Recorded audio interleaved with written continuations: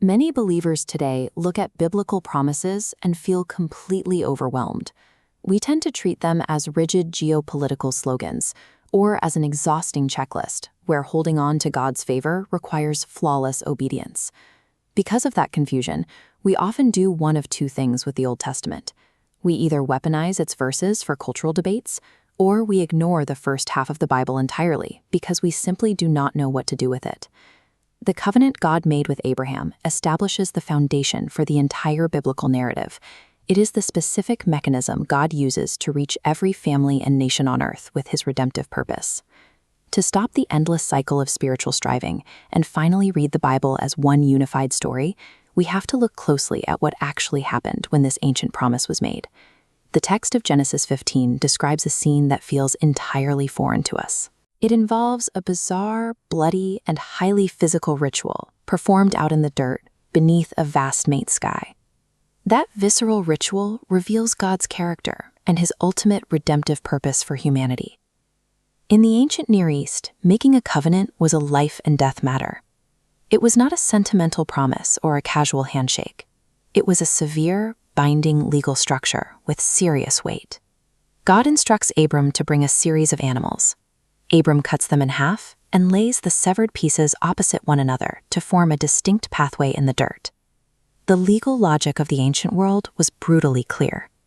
The parties involved would walk between the pieces, essentially taking an oath that said, "May what happened to these animals happen to me if I break my word." But then the story takes a sharp turn. Abram does not walk through the severed pieces. Instead, God appears alone. Manifesting as a smoking fire pot and a flaming torch, the Lord moves slowly through the cut animals, passing through the pathway entirely by himself. By doing this, God takes the oath upon himself. He becomes the sole guarantor of the covenant, explicitly stating that the promise rests completely on his faithfulness, rather than on Abraham's ability to perform. Later, in Genesis 17, God institutes circumcision, but the text is careful to show that this is strictly an outward sign of belonging. The physical sign is not the covenant itself. It functioned as a marker pointing toward a deeper reality. God was forming a people defined by their inward participation in the promise, rather than an exclusive ethnic boundary. God tells Abram to look up and count the stars, if he even can. The sheer scale of the sky proves that the promise being made is vastly larger than what Abram's eyes can currently measure. The covenant with Abraham was a targeted launchpad.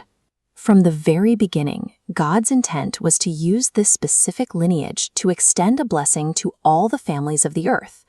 Thousands of years later, the Apostle Paul picks up this exact thread in Romans 9, connecting that ancient desert night directly to believers today. Paul argues that not all who are descended physically from Israel actually belong to Israel. True covenant identity is determined by participation in faith, rather than strict physical descent. The Old Covenant was holy and good, but it functioned as an external system. It could command, expose, and set boundaries, but it could not reach into the human heart to bring about a change in nature. The New Covenant addresses this limitation by writing God's law directly on the heart and forgiving sin from the inside out. It replaces external management with an internal transformation enabled by the Spirit. This shift from outward rules to inward life represents the ultimate fulfillment of the promise God made to Abraham. And that fulfillment arrives in Jesus Christ. He is the promised seed of Abraham, the one where the entire covenant narrative finally gets a face and a name. Through Christ, the story refuses to shrink down.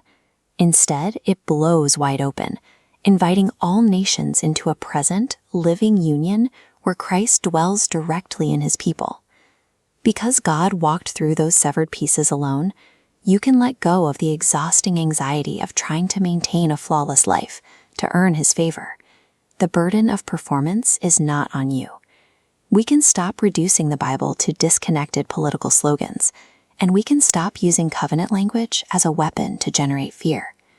In a world full of uncertainty, we can rest in the steady character of a God who binds himself to his word, carries the weight of the promise, and faithfully keeps it.